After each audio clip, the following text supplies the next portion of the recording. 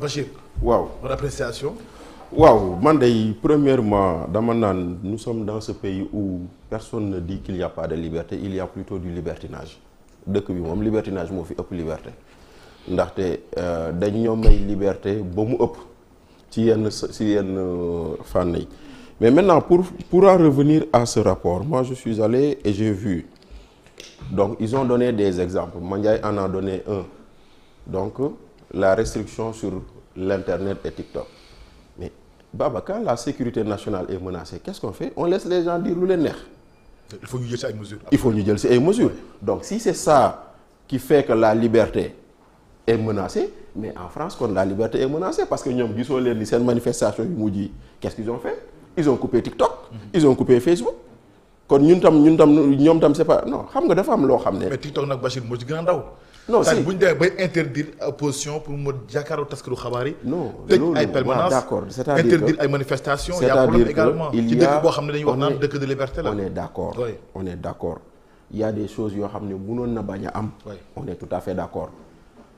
Une permanence est supposée être un lieu privé et un lieu privé on en jouit. loolu on est d'accord.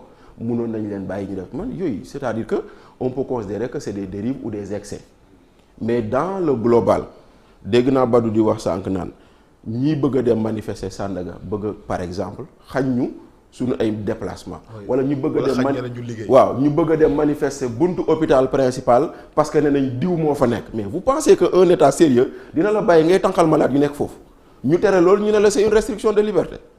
C'est-à-dire que c'est normal qu'on vous dise que mënoo leen ko def fii yow boo yoree sa oto di dawal code de la route lan la wax boo jegee hôpital bul klaxonner code de la route dala ne bul klaxonner léegi nga bëgg nag ñu ne la lu ñu la code de la route tere noonu na un état un préfet va t'autoriser nga ñëw taxaw jàkkaarloog manifestation yor say biib yor say vuvuzela di yuuxu loolu ñu teg ko fan. kon nag dafa am ni loo xam ne lii nii je pense que y a des choses on nous parle de l'arrestation de Pape Alé Niang dans ce rapport. Mais Pape Alé Niang lu mu wax ñemewoo ko wax yow lu mu wax Mandiaye ñemewoo ko wax. mais bon. non jël rek lu Pape Alé Niang pas cas Pape Alé Niang mais de journalistes de façon générale. mais ils ont cité Pape Alé Niang moi je cite que dans le rapport. D'accord ñoom je reste sur le rapport. ils ont cité Pape Alé. Pape Alé lu mu wax ñemewoo ko wax.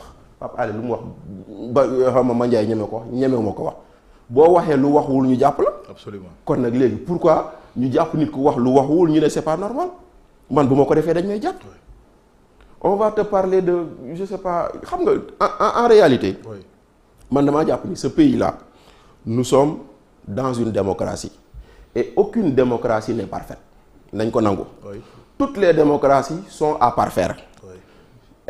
génération bu ñëw am lu mu teg keneen dem tey jii bu njëkk ba on est parti du régime d'autorisation au régime d'information c'est une avancée am na ñu ko xeex.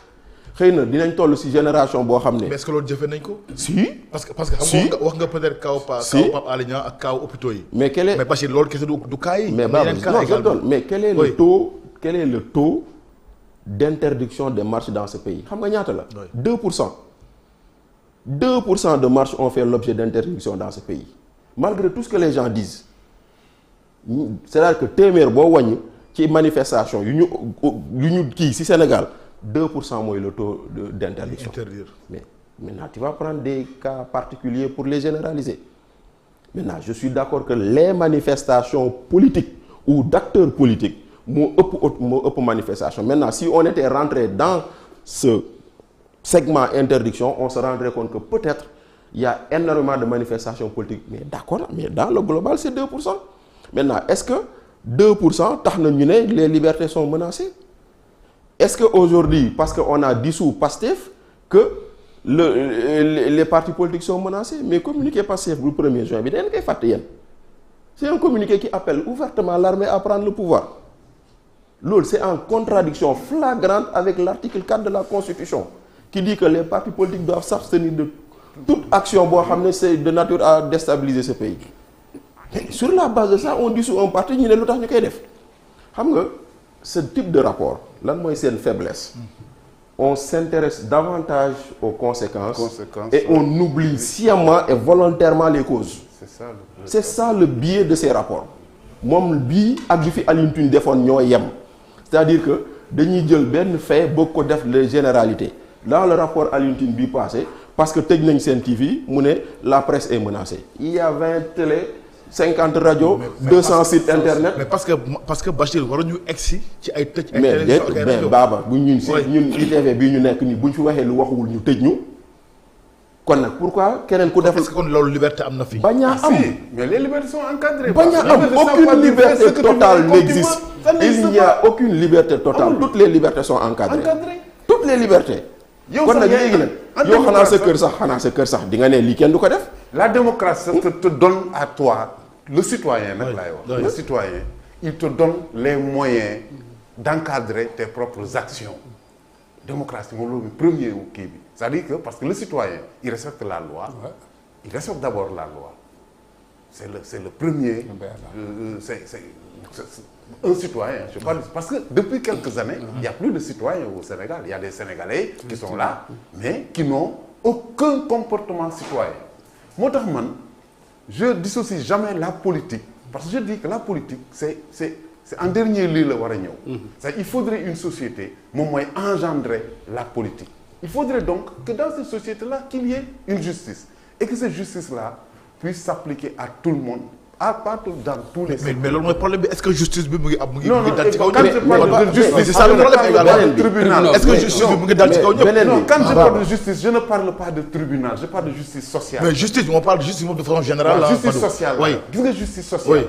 moom mooy defar le citoyen. moom moo koy xamal ses devoirs, moo koy xamal ses droits. Maintenant ici, on a des gens qui n'ont que des droits, seen devoir teguñu ci dara. C'est ça le problème. Mais beneen bi pour terminer, parlons de la justice. On va dire qu'il n'y a pas de justice dans ce pays. Ah si. Mais il y a 45. donc kenn waxul amul justice de. mais ñoom loolu la ñuy def justice bi dafa tëddeewul waaw léegi xam nga léegi tëddeewul njaaxaanaay. d'accord mais léegi quel est aujourd'hui le problème dans ce pays?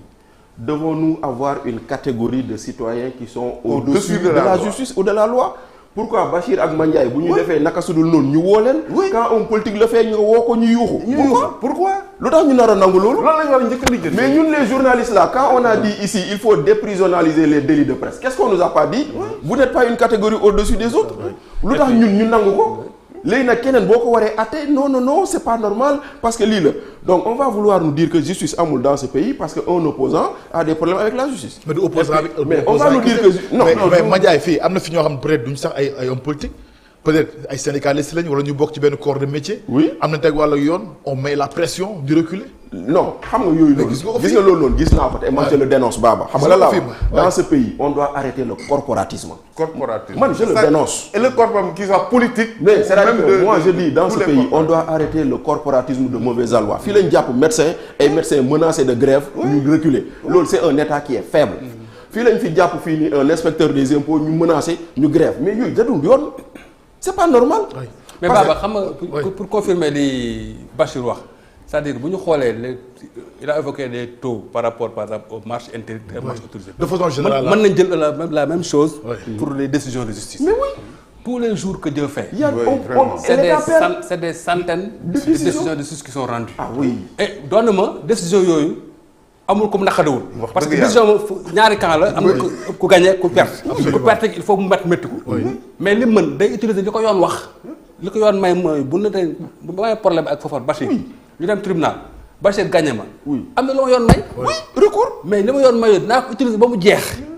su ma ko utiliser ba mu jeex nag war naa xam ne alléewoon nag en tant que bon citoyen comme le grand Badou wax. autorité de la chose. waaw ñu xam ne lii nag.